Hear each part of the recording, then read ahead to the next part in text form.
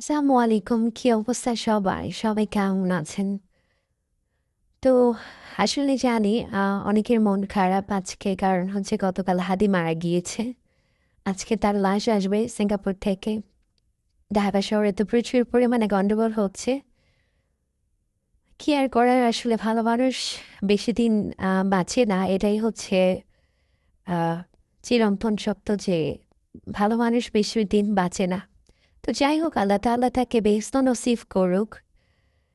উনি অনেক উনার অনেক অবদান বাংলাদেশের জন্য, বাংলাদেশের মানুষের জন্য। আল্লাহ ভরসা।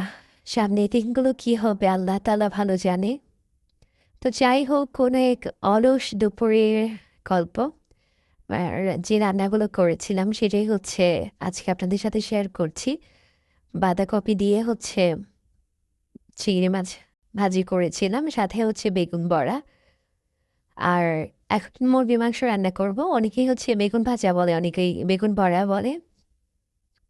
তো এই তো। আর হচ্ছে গরিবের সাদা খাসি রান্না করেছিলাম। বলেন তো আসলে এটা কি?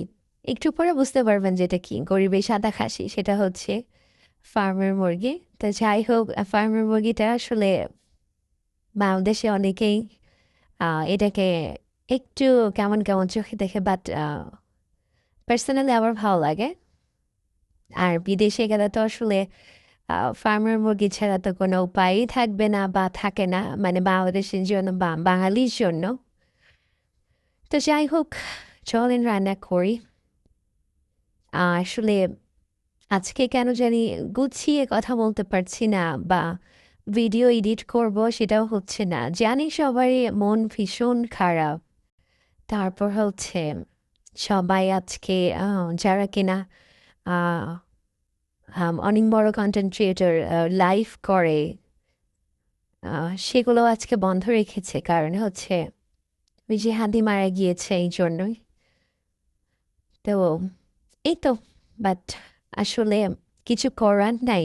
বাংলাদেশে এই ধরনের ঘটনা উম, অতীতে ঘটে আসছে, এখনো ঘটছে, ভবিষ্যতেও ঘটবে। কারণ এটা বাংলাদেশ। আসলে যদি পারতাম বাংলাদেশ থেকে যেতে চলে যেতাম।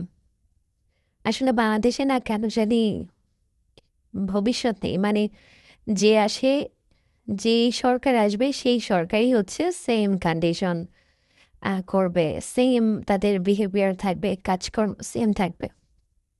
আসলে বাংলাদেশের জন্য ভালো কিছু এক্সপেক্ট করা এটা মানে যাই হোক। তো এই তো রান্না করলাম, বাট এই রান্নাটা কিন্তু একটু ইনকমপ্লিট হয়ে গিয়েছে। লাস্টের দিকে আমি ক্লিপ নিতে একদমই ভুলে গিয়েছিলাম।